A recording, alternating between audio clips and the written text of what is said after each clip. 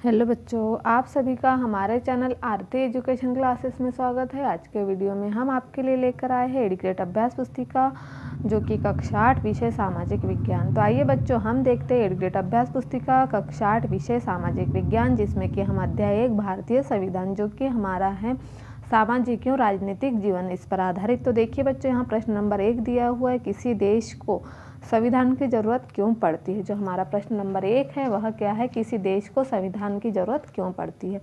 तो संविधान नियमों का एक ऐसा समूह होता है जिसको एक देश के सभी लोग अपने देश को चलाने की पद्धति के रूप में अपना सकते हैं। क्या है यह, संविधान नियमों का एक ऐसा समूह होता है जिसको एक देश के सभी लोग अपने देश को चलाने की पद्धति के रूप में अपना सकते हैं।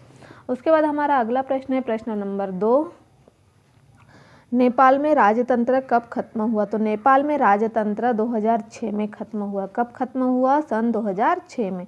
फिर है प्रश्न नंबर 3, नेपाल में पहले से ही संविधान था तो उसे नए संविधान की जरूरत क्यों पड़ी। तो नेपाल में पहले से ही संविधान था तो उसे नए संविधान की जरूरत राजतंत्र की जगह लोकतांत्रिक शासन व्यवस्था अपनाने के कारण पड़ी, ताकि एक नए समाज की रचना की जा सके। उन्होंने इसलिए वहाँ पर नए संविधान की जरूरत पड़ी, क्योंकि उन्होंने एक नए समाज की रचना की।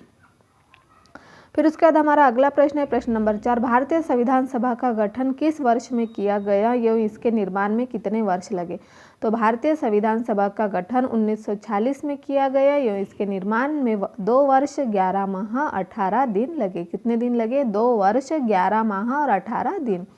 फिर है संघवाद से क्या तात्पर्य है। तो संघवाद का मतलब है देश में एक से ज़्यादा स्तर की सरकारों का होना। क्या है संघवाद, देश में एक से ज़्यादा स्तर की सरकारों का होना। फिर प्रश्न नंबर 6 है सार्वभौमिक मताधिकार का अर्थ लिखिए। तो सार्वभौमिक मताधिकार का मतलब है कि अपने प्रतिनिधियों के चुनाव में देश के सभी लोगों की सीधी भूमिका होती है। इसके अलावा हर व्यक्ति खुद चुनाव भी लड़ सकता है, चाहे उसकी सामाजिक पृष्ठभूमि कैसी भी क्यों न हो। सार्वभौमिक मताधिकार का मतलब क्या होता है बच्चों, देखिए कि वे अपने प्रतिनिधियों के चुनाव में देश के सभी लोगों की सीधी भूमिका होती है। इसके अलावा हर व्यक्ति खुद चुनाव भी लड़ सकता है, चाहे उसकी सामाजिक पृष्ठभूमि कैसे भी क्यों न हो। फिर देखिए प्रश्न नंबर 7 दिया हुआ है हमारा, क्या है प्रश्न नंबर 7, सरकार के तीनों अंगों के नाम लिखे। कानून को लागू करने का काम किस अंग के द्वारा किया जाता है। तो सरकार के 3 अंग है, विधायिका, कार्यपालिका और न्यायपालिका। तो कानून को लागू करने का काम कार्यपालिका के द्वारा किया जाता है। किसके द्वारा किया जाता है, कार्यपालिका के द्वारा। उसके बाद देखेंगे बच्चों हम यहाँ पर हमारा अगला प्रश्न है प्रश्न नंबर 8, भारतीय संविधान की अंतरात्मा किसे कहा जाता है। तो भारतीय संविधान की अंतरात्मा मौलिक अधिकारों को कहा जाता है। किसे कहा जाता है, मौलिक अधिकारों को। प्रश्न नंबर 9 है भारतीय संविधान में नीति निर्देशक तत्वों का खंड क्यों जोड़ा गया।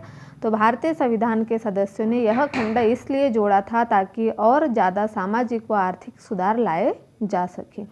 उसके बाद है हमारा प्रश्न नंबर 10, हमारे मौलिक अधिकार कितने हैं, उनके नाम लिखिए और किन्हीं 2 मौलिक अधिकारों का वर्णन कीजिए।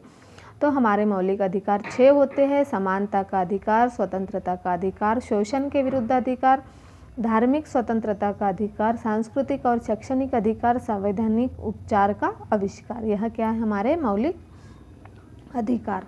और शोषण के विरुद्ध अधिकार, संविधान में कहा गया है कि 14 वर्ष से कम उम्र के बच्चों को मजदूरी पर रखना अपराध है। और धार्मिक स्वतंत्रता, प्रत्येक व्यक्ति को अपनी इच्छा का धर्म अपनाने, उसका प्रचार प्रसार करने का अधिकार है। तो इस तरह से हमने यहाँ पर प्रश्न नंबर 10 तक पूर्ण कर दिया बच्चों। जो अध्याय 1 था उसे आने वाले वीडियो में हम अध्याय 3 लेकर आएंगे, हमें संसद क्यों कहा जाता, हमें संसद क्यों चाहिए। इस तरह से यदि आपको हमारा वीडियो अच्छा लगा हो तो हमारे चैनल को सब्सक्राइब ज़रूर कर लीजिए और बेल आइकन को प्रेस करना ना भूलिए, ताकि आपको हमारे आने वाले वीडियो के नोटिफिकेशन मिलते रहेंगे।